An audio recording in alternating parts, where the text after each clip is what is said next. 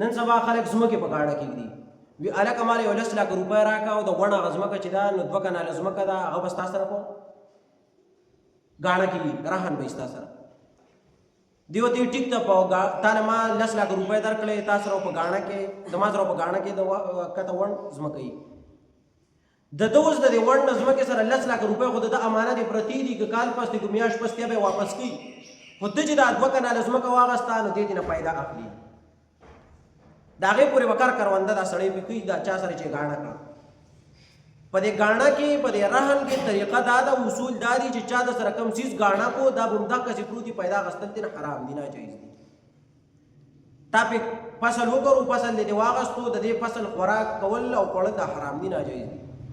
تا سره چا ځمکه کېښوده په غاڼه کې په رهن کې کېښوده نو دغه غاڼه به داسې پرته لکه څنګه چې دغه خوش ډاګه ده پیدا به ترې نه اخلي